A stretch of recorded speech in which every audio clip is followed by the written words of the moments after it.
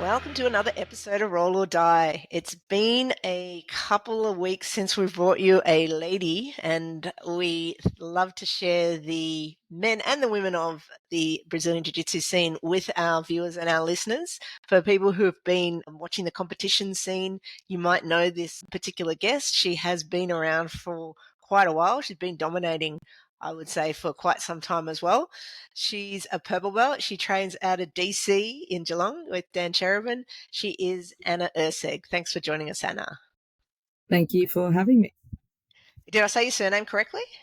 Erceg, close enough. We'll take it. Yeah. So what nationality is that, can I ask? Croatian. That's right. Yeah. I remember you spent a bit of time there. Was it last year? You went on a big 8 weeks. trip. Yeah. Fantastic. Were you born here or born over there? Yeah, I was born here. I was born in Australia. Actually, my mum flew 8 months pregnant, so it was a bit of a risky business due to the war over there. So, but she flew over, started life here, and then here I am. Kangaroo. Yeah, fantastic. That's awesome. So, comp-wise, is there anything coming up for you straight away? Like Kim, I think you're off to Queensland soon. Yeah, I am. Yeah. So yeah, I'm going up for that. So, Ana, what's on the horizon for you? Well, to be honest, I haven't competed in a really long time until last month. Yep. So tell us about that, where that was and what happened there. Oh, yeah, for sure. So I just got back from Japan. I went to do the Asian Open. I'm over there. Awesome event. First comp in about a year and a half. Took some time off. So, no, that was absolutely awesome. Just, having a fully subscribed event where you've got, high-level people getting the nerves again and doing the whole prep and mindset training and everything. It was insane. I just realized how much I miss it all. I think when you're off for quite some time, you forget just how exciting it is, even like the prep and everything beforehand. So it was awesome. I won my division and got bronze in the Open. You also forget how intense international competitors are. In one of my matches, I had to break an arm to get a tap. That was insane. And then one of the other matches, I had one of the girls popped her rib and just kept fighting. It was just insane. You just forget. Sometimes we take care of each other here in Australia, but I forgot a little bit what it's like internationally. Yeah. How did you find the Japanese, like the Asian Open, like as a whole? I went in 2015, I think, and it's still one of my favorite comps, like in terms of the experience of it. Yeah, it was really cool. I've only done 3 international comps, so one in London, Abu Dhabi, and then this one in Japan. I've never been to Japan before. They all love the Tozi pass or the Tozi pass or whatever it's called. That like everyone's kind of got the same style that's from there, and they love a couple of good judo throws. So there was really awesome stand up at the comp actually, which I haven't really seen much of before. So lots of screaming. It was pretty cool. I don't know if my voice still hasn't really recovered from coming overseas. So thoughts about that. Yeah. That's awesome, Ana. So you're back on the comp scene again now, like you're going to continue with it. But I think my question, when I first competed, the very, very first time I competed, it was at the Wilmashado Gathering, right? And getting ready, I'm like, okay, what do I need? I put like these black boxer shorts on. I won that, like I had one match and I won it. I'm like, all right, so for now, I have to wear black boxers every single time I compete. Have you got any superstitions or anything like that you're like, I need to do these things? I need to rinse my mouth guard before I go on. Like it's just got to be rinsed with cold water and I have to feel that cold like inside my mouth and then I'm good to go. That's my go-to. Rinse the mouth guard. Protect the teeth at all costs. That's easy. That's perfect. That's easy, right? Yeah. So no other kind of rituals or anything that you do leading into like comp day and things like that? Or what's your sort of comp prep on the actual day look like? I mean, I usually freak out. So I try and have some fun beforehand. And I don't like having music in because when I take it out, it's like a sensory overload of everything's, you've got everyone like happening everywhere. So I don't really like to like listen to music before I get on, but I just listen to music in my own head, if that makes sense. I usually do a bit of a jig that I do before I hop on, a little bit of move around just to remind myself to have fun, because at the end of the day, like it's not my job. It's something I love to do and it's something I'm passionate about, but trying not to put so much pressure on, because at the end of the day you can tap, and if you lose, like you learn, kind of thing. So washing the mouth guard and a little bit of a jig is probably where I'm at for now. Any That's tips, awesome. more than welcome. That's Oh, awesome. no, no. What was your first comp? When did you first compete? So I tried jiu-jitsu back when I was at uni for like a week trial class. So one of my friends, Adam, he's a black belt out of Renegade. And he was like, you should really try this. You'd love it. You're like really tall and have long legs and arms, crazy octopus style. It'll be good for jiu-jitsu. So he took me to my first class and I really liked it. But I had a scholarship at uni, so I really couldn't do anything other than just study. So I spent the next like 5 years of my uni life buying gis. So I already started hoarding gis before I even started training jiu-jitsu. And so I had all the gis. And then as soon as I finished uni, I started work.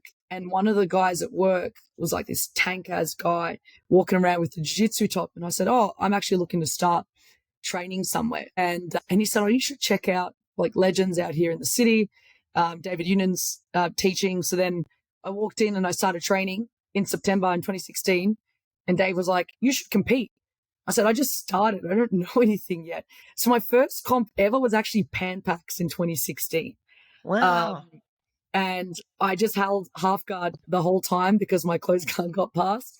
And then I just held on for dear life. And I remember that match very well because Hey, I've done that too. Don't know, nothing, no shame there. So, that was yeah. that was my first ever comp, Pan Packs in 2016. Oh, wow. So, and that also gave us a bit of story of your starting of jiu-jitsu. So that was your kind of introduction, was this guy from uni who got you kind of into it in the first place.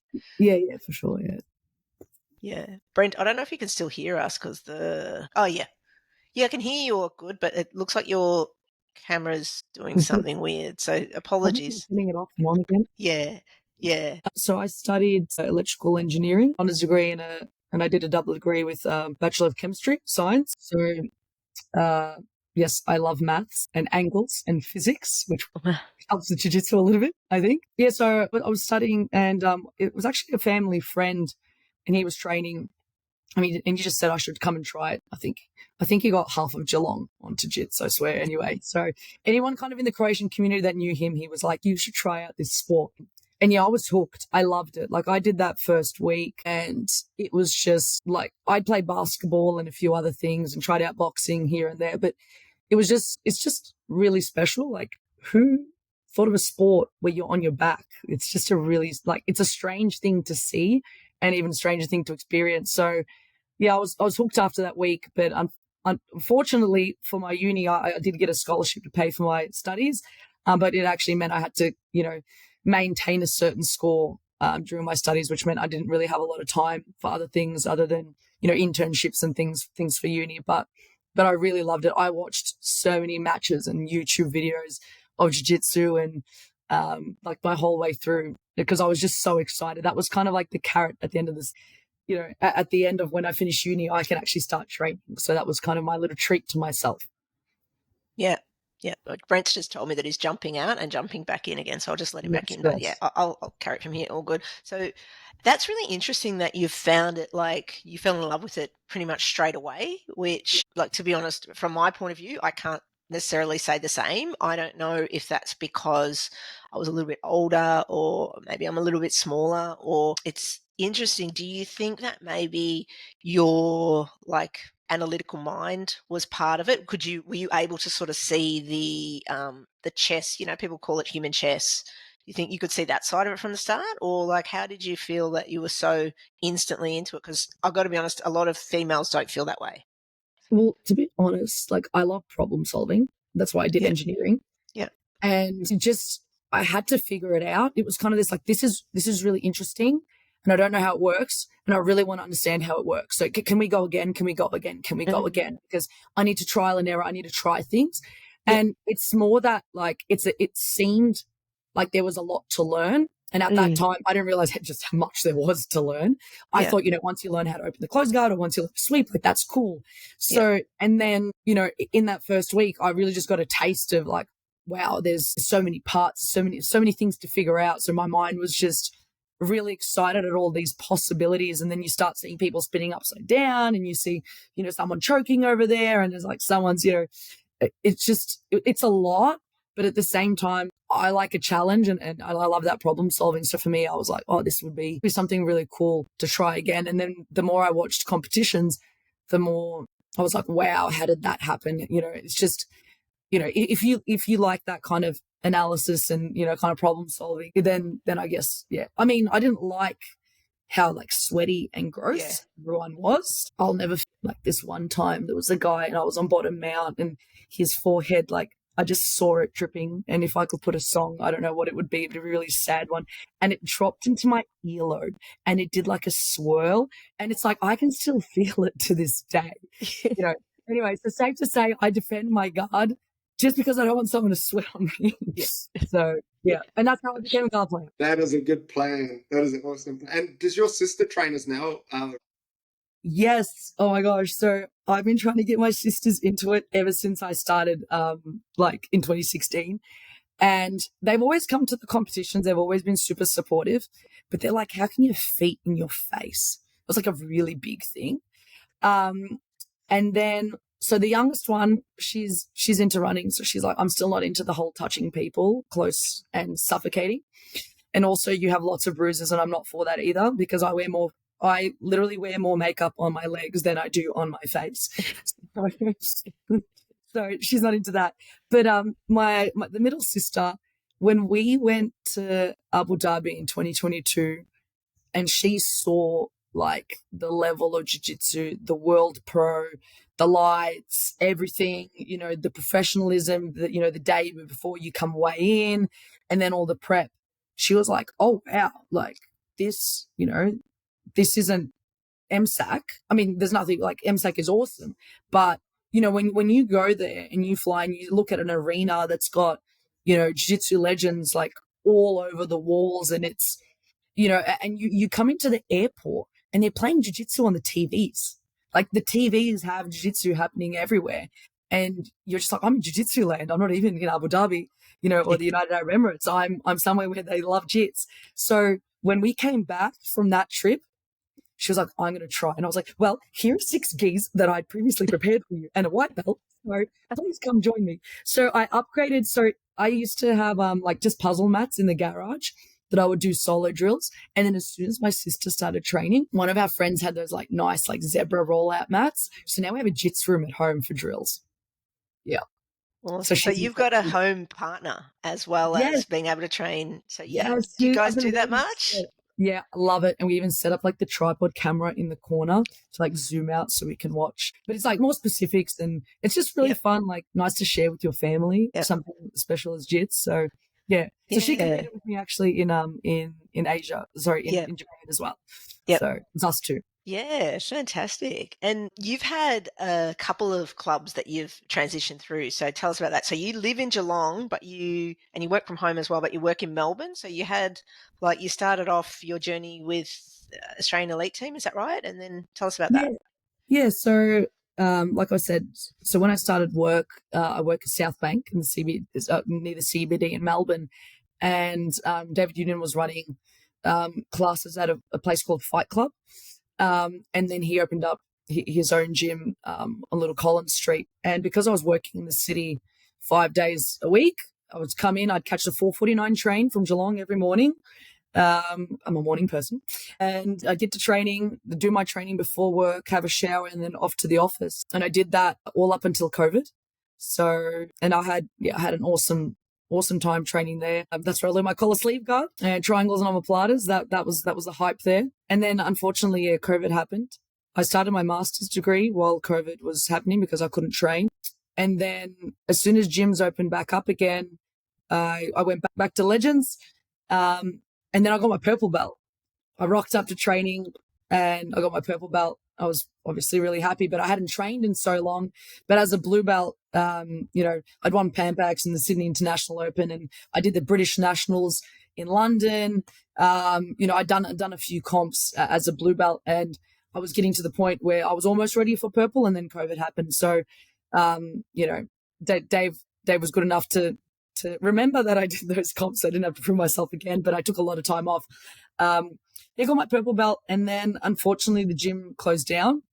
And then I finished my master's, and I was like, okay, well, I should start training again. I'd love to compete again. I finished my studies.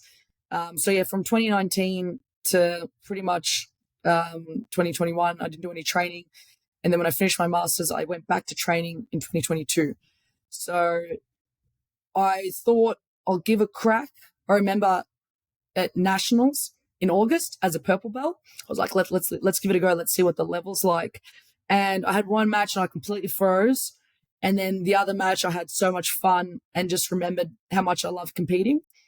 Wait, can I interrupt? Sorry. So you didn't have a team though at that stage? Did you say your club had closed down? I just didn't have. Okay. We didn't have. You hadn't been training regularly, or I hadn't been training regularly, so it was just just. That's pretty ballsy to just jump into a comp without any real prep. Yeah, some people train every week and they still don't compete. Like, how did you do that? Like, the question is like, what do I have to lose? Yeah, like, true. For the first time in a long time, like there were girls to compete against. And I was like, I'm not ready, blah, blah. Nationals only comes once a year, right? If you don't jump in, you miss out on opportunity. And there aren't that many competitions, especially for women, actually even guys, to be honest. You're going to get a number of people in a division that are high quality and good people to roll with. So I actually had Nora in my weight division. I had Nadia in the open, and I was like, okay, this is what it's like. And that actually, like, you just reminded me, I was like, okay, like it's time to go train again. So I started coming into the office because they were trying to bring everyone back into the office. So I started coming into the office again, and I started training at Absolute and CBD with April. Again, morning classes, love me a morning class. And then I prepped for my goal. I was like, I'm not going to, like, I really wanted to beat them because I don't know, it was just this, I've got nothing against any competitor or anything like that, but it's like, it's really healthy to have someone that you want to work towards, or you want to, especially if they're really good. And, you know, I'm a full-time engineering manager. Like, I have nothing to lose at the end of the day. You just got to put it all on the mat, give it a crack, try something, be the crazy octopus you are, and then give it a go. So then I was training at Absolute, and that was really good training. Like, we had comp classes, and Kim, you know, you were there as well. Just a different style of jiu-jitsu as well. I thought that was really cool. Learn a lot of like leg locks, entries, back takes and things like that, and leg drags is something I'd always wanted to learn. Kind of really shaped a lot of my passing game at Absolute, because at AET I learned heaps of guard. I was just guard. As much as I love passing there as well, I always love to play guard. But when I went to Absolute, it's really, especially CBD, is a really passing gym. So I felt like I was getting more whole rounded there. And then Pan Packs happened in September. I won double gold, and I was like, you know what? I'm on a roll. Let's go do Abu Dhabi World. So I booked a ticket, and my sister came with me as well. And I had 5 grueling matches. And I swear, me celebrating bronze, like my celebration for bronze was more than the chick that won gold or the one that won silver. because for them, you know, again, she comes from Brazil, full-time athlete, you know, her neck's like this big. I barely weigh. I cut to make the 70 kilo division because the next one's 95. Yes, so I weigh, it's a weird 9.9. Yes. You know, so, and I'm tall, like I'm 6 foot. So, you know, 69.9 kilos. That's a hard cut. Not that big. So then after that, I did the Sydney Grand Slam, and I did FFC. I did a no-gi match just because why not? Jumped in. They needed someone, and I put my hand up. I don't really train no-gi, but again, why not? What an experience, you know, when I'm 65, I can say, you know, I jumped into a cage. Yeah, was I an idiot? Yes, I was. But also at the same time. That was such an entertaining match. I still remember that. That was awesome. Like, that was against Adele, who I think is also at Absolute now. So So it's just awesome to, you know, again, like, what do you have to lose? You can just tap, or, you know, it was actually on points, and, you know, we had fun, and it was an awesome experience. I don't know if I ever step into a cage ever again. It's just a really interesting, I'm not that kind, like, I'm a lover. I'm not a fighter. Do you know what I mean? So, But then I got injured. I had a couple of really bad injuries, specifically on my back and my elbows. And I didn't train. I didn't train the rest of like 2023, really. And then I went on long service leave. And then I got more responsibility at work and like a different role and things. And so I started working more from home and like on site in different places. So I couldn't really come into the city as much. And because I couldn't come into the city, I was missing out on training. So I just thought, you know what, I'll have a conversation and just say, listen, like I love coming in to Absolute CBD and training, and I still cross train there, and they helped me prep for the Asia Open. Like awesome people. It's a jiu-jitsu community at the end of the day. But because I live in Geelong, I had a chat to Dan. I was like, Dan, been training for a bit. Me and my sister are going to come here because the average height here is 6'3". So we're like small for here. And you're also like really long and big, so please help. And he's been awesome, shaping a new level of jiu-jitsu, which has really been, not about guard, not about passing, but about be free to like bring your own quirks and kind of like style and art into it. Like he's really like kind of opened, omoplata isn't a guard. Omoplata isn't a submission. It's a guard. Like let yourself just be free in those movements. And, it's probably the first time where someone tried to tell me how to do something. She's like, you should give this a go and see where it goes. And so now it's like, I feel like I'm enjoying jiu-jitsu in a completely different way. So I feel like every team, AET, was always like where we kind of grew up. And then I kind of had my teenage years, teenage angst at the Absolute CBD. And now I kind of just, I really get to bring everything together. And like I said, like jiu-jitsu is a really great community, especially here in Victoria. Yeah. Yeah. Wow, fantastic. It's funny talking about people that you compete against, right? So I've actually competed against Kim's husband a couple of times. Theo's like, I think he's 100. Well, I'll say 130 kilos, right? Yeah, he is. He's looking after himself at the moment really well. And like, I remember before competing against him, like, you're looking at your opponents for the next day or whatever, and having a look Facebook at stalk, doing a social media stalk. like, Yeah. oh no, what am I doing? Like, this guy's gonna break me because I'm 8. And Theo's like just showing, 450 kilo bench presses, and I'm like, oh no. So went out and survived. We've competed twice and go out and survive. I've survived twice, right? So, Yeah. and now he's a training partner at the gym along with Kim. So having those little rivalries out on the mat, I think it's awesome. And the friendships that you get from it, I reckon that's the benefit of what we do, right? Like, I love that about, competing in jiu-jitsu. You can have teammates and they're amazing, but I think the competition mats just give it that extra something, don't they? Yeah, and I reckon after every single comp I've ever had here in Victoria, you always have a conversation after, and you're like, oh, that was really cool. Like, and it's a discussion. Overseas, that's one thing that doesn't happen. It's not they don't say you did a good job. You don't tell them, you don't give each other a hug. It's like I said, all the competitions that I've done overseas, I have broken something for someone. Like the British Nationals as a blue belt, I won't forget. I had like this weird side guard thing going on, and her arm just had it like in a Kimura grip, and then the elbow just kept going, and it kept going until it popped. And then she's on the podium, with her arm. Yeah, I know Kim. Kimura Kim. I'm having PTSD. Keep going. Yeah. And then that was the first one. And then at Abu Dhabi World Pro, I again had like a closed guard Kimura, but it was a shoulder, and then it changed to like an armbar. And I felt it like pop out of the socket like multiple times. And I was like, when will this chick tap? And she didn't until she squealed. And then the ref was like, Baro. And I was like, thank you, sir. And I saw that. I watched that. I remember because Abu Dhabi was streamed. Yeah. And then there was another one where like her arm popped out once and she didn't tap. And I was like, okay. And then I put it across my hip. And then I saw her elbow come towards me. And there's like a picture of me. And I'm like, yeah, maybe that's the one I saw. Yeah. Yeah. And now again in Japan, I don't know what it is with international people, but just tap. For the love of God, tap, because you want to train tomorrow. You want to you want to be able to train until you get to whatever age. You do Yeah. not want to be holding injuries forever. Like, Yeah. that's just, it's not worth it. 100%. And Yeah. the other thing is, like, you paid to compete. Do not pay to get something broken, please. Yeah. It's a bad This is, investment. Bad yeah. investment.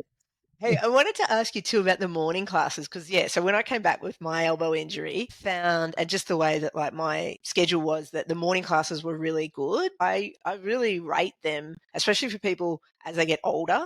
I mean, you're way younger than me, but I just found it quite a lot mellower kind of experience compared to the evening classes. Would you say the same for you or not so much? And if so, how do you then dial it up when you are competition prepping? Because for me, I found it like a nice, easy start to the day. It feels like people aren't trying to rip each other's heads off. So it was a great way to come back into jiu-jitsu in general when I had to have that time off for my injury. So Yeah, what for do you sure. reckon? Morning people are a different breed.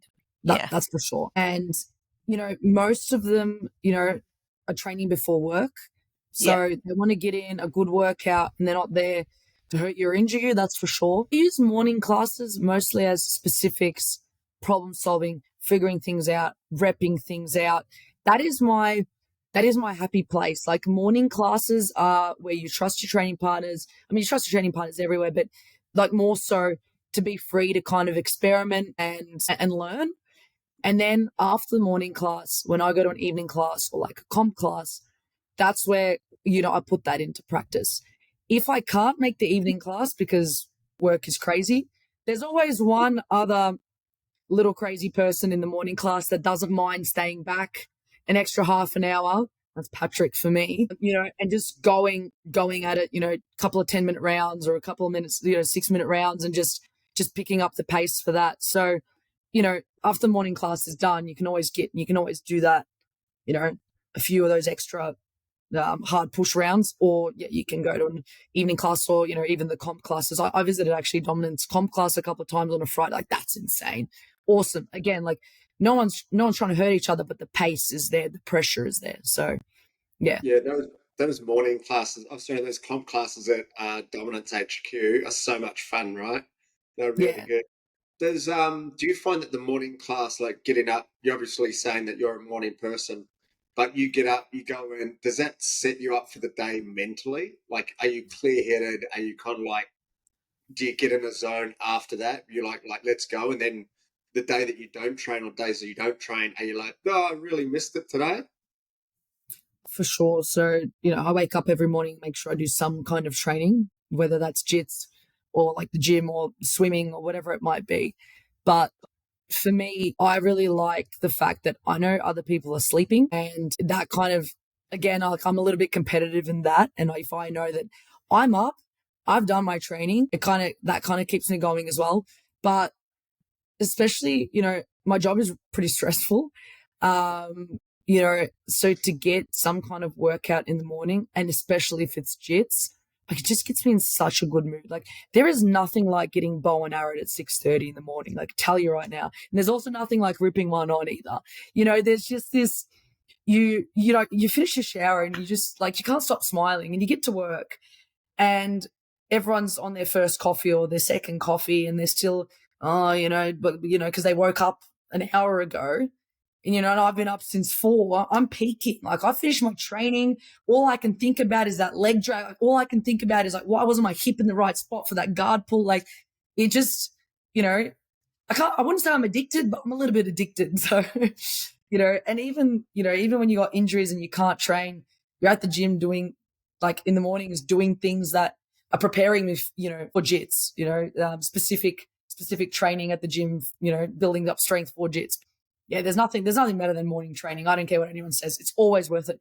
Not once in my life have I trained, like, woken up and trained and regretted it.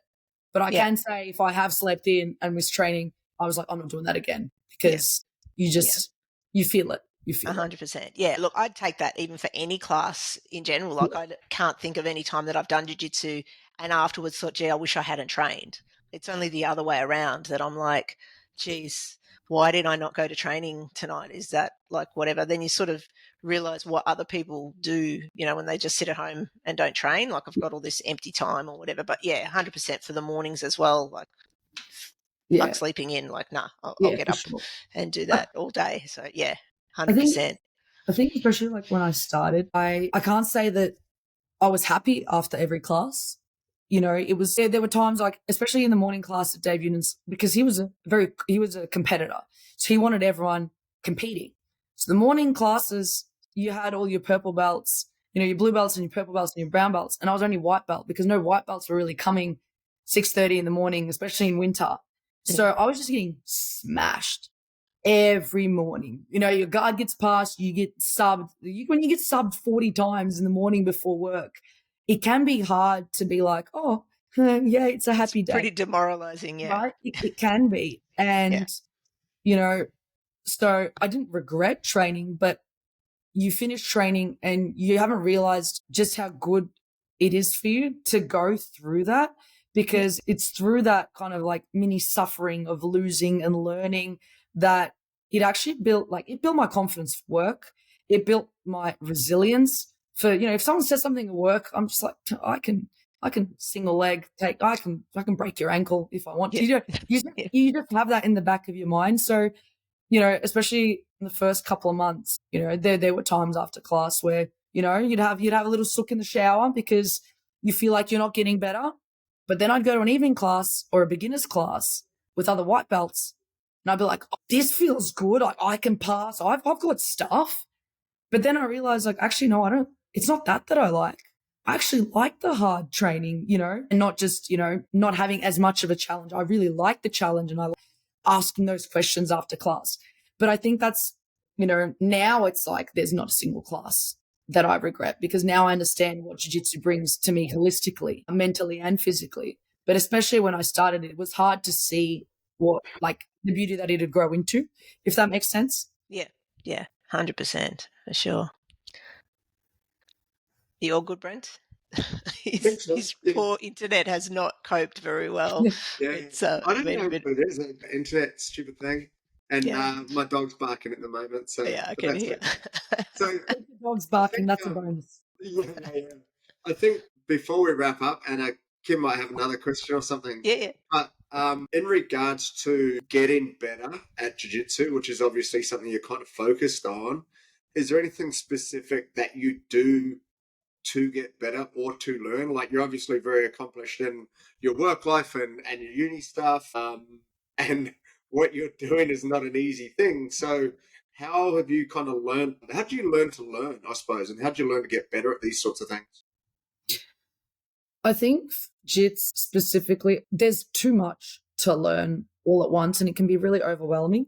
Just like when you're studying or you're trying to prepare for work, it's a lot. You start a new company, you start a new degree. There's so many things, doing so many subjects. There's so much, and you just have to be able to like prioritize what's the most important things to learn or focus on. And I kind of take that approach with jits as well. So if I'm learning something from guard, then I'll make sure that I'm focused on that and everything around that. And then if I'm starting to work passing, then I'll make sure it's passing on the guard that I built some knowledge on and understand how it works. And for me, it's really like in my mind, I'm mind mapping, okay, De La Riva guard can do this, this, and this. And then when I'm passing, I understand like there's a link.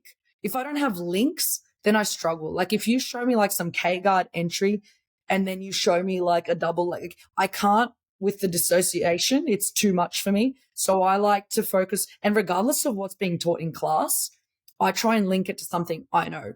So last night we were doing like this, you know, inverted triangle, right? And it's like, okay, well, I need to set it up from a guard I'm comfortable with, and then I'll learn the technique, which is just how my mind works. Like I need to be able to link it to something I'm comfortable with, and then I kind of grow from there. So it's not too overwhelming, if that makes sense. Because obviously I watch Mika Galvao and I'm like, yeah, I want to do that fancy schmancy armbar from the heavens. But like also, you know, what are my physical limitations and also my game and, you know, things like that. So, yeah, I really just try and like link to things I'm comfortable with and then work from there and then work towards the, you know, outside the comfort zone, if that makes sense. That's very systems engineering type mindset. Yeah, that's your forte by the sound of it. Yeah. Yeah. Yeah. So yeah, we're nearly out of time. I actually realized my battery is about to go as well on my laptop. So any final words, any parting thoughts for our viewers and our listeners? Just to jump into comp so that there's more competitors for us to roll with. Yes. Because Yes. even if you're not a competitor and you work full time like me and you have a life and things, it's still worth it. Like, Yeah. jump in. It's the best thing. When you're old, you'll turn around and you'll be proud of what you did and who you were when you were younger. So I think that's all I can really say. Fantastic. Well, Awesome. being old, Anna, like I am, you also have that sense of accomplishment too, mate, going forward. So as I get older, I'll look back at old self and go, yeah, you did pretty well. Yeah, for sure. Awesome. Anna, this has been awesome. It's been a great chat. You've been fantastic to have on. I reckon definitely be a cool guest to get back on again at some stage, hey, Kim. Like, Yeah. it's been awesome. I 100%. can talk to you a lot about jiu-jitsu. But we'll finish it up there. If guys, if you enjoyed the chat, just remember, please like, rate, and share. Put the podcast on while you're training. You know, put that through the Bluetooth speakers at your gym. Have a conversation about what we're doing and what we're doing on the side of the mat with these little podcasts. Again, thanks, Kim. Thank you, Anna. And hopefully we'll catch up with you, Anna, at another comp soon. Maybe the Pan Packs or maybe the Nationals. And Yes. keep smashing it. Thank you, Thank guys. you. Thank Thanks for having me. you. Okay.